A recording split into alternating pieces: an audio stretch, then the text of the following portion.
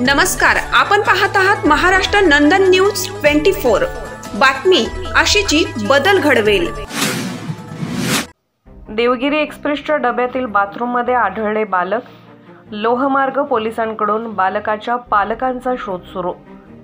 नाशिकच्या मनमाड तालुक्यात दिनांक 9 सप्टेंबर 2000 रोजी सोमवारी मध्यरात्री 12:30 वाजण्याच्या सुमारास मनमाड रेल्वे स्थानकात आई नाही तू वैरीण या म्हणीचा प्रत्यय आला।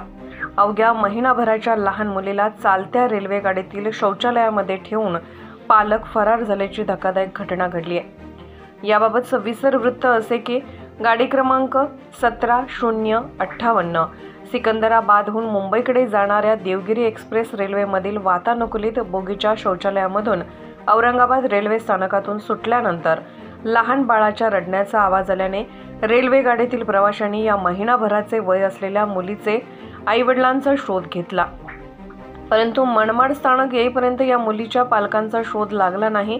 अखेर प्रवाशांनी पोलिसांशी संपर्क साधला आणि या महिनाभराच्या मुलीला मनमाड तालुक्यामध्ये लोहमार्ग पोलिसांच्या ताब्यात देण्यात आले। या लहान मुलीला लोहमार्ग पोलिसांनी ताब्यात घेऊन औषधोपचार करून नाशिक येथील उंटवाडीमधील बालकल्याण समिती येथे नेण्यात आले।